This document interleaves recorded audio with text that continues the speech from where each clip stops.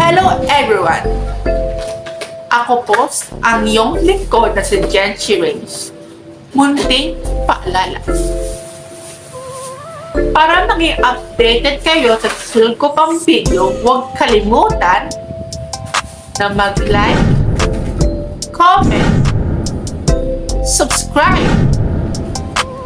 and click the notification below para updated kayo sa susunod ko pang video.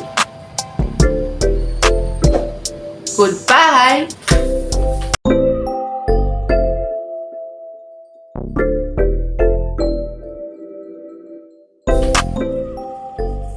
We love how life is constantly changing for the better. There is no way to know what the future will bring, so we must learn to live in the present. Everything has a purpose. It is better to understand the root of the problem rather than say something we already know. Before continuing this speech, I want to thank the people who support me and guide me, Grandpa and Grandma. If they did not take care of me, I would not be where I am. I'm also thankful to God who encouraged me, especially when there is a time when I want to give up. They are always there for me. I can say that there is no perfect life in this world. Everything that happened, whether good or bad, has a good reason in a person's life. For me, life is like a body battery. When we have many batteries, we are happy. But once we give up, the battery will gradually run out. I believe that life is just a matter of time, so we must not waste the opportunity that the God of life has led us. Let us love ourselves, because there is no other individual that love us but us, right? We know it is hard. There are many trials, but we have to cope for the sake of those who support us. God has given us nothing that we cannot afford.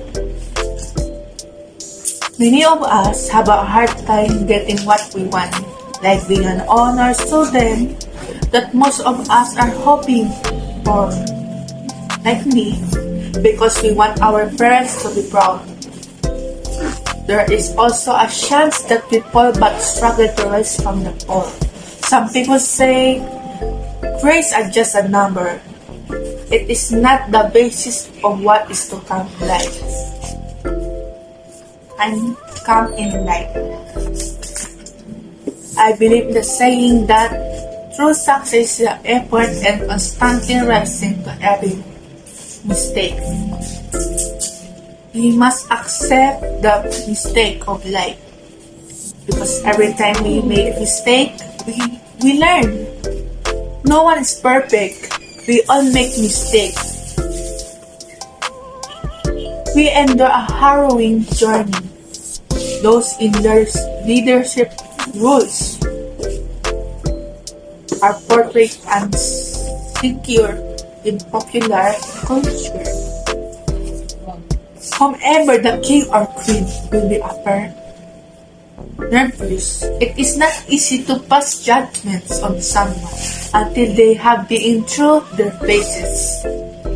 Adversity develops character and prepares individual for the ups and downs of life. The only way to acquire the key desire is to exert effort and make the required sacrifices. Success can only be nurtured and sustained through effort and hard work. In life, we must learn to accept both the roses and the thorns. Regrettably, there are no free flowers in today's world. While it is true that life is brimming with problems that must confront head-on, only those willing to overcome life's hurdle and success in doing so may genuinely comprehend it. To truly appreciate life, one must bear the anguish of losing someone we care for. That's all. Thank you for listening my speech. Sa video ni Kelsey Race, marami kayong makikita. Meron tayong basic tutorial. Meron tayong math tutorial. Meron tayong mga pagluluto. Maasahan nyo na si Kelsey Race doon.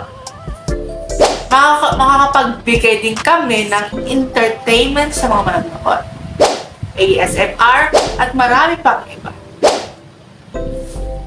Maaasahan nyo rin ako sa pagbibigay ng inspirational quotes o di kaya mga tula.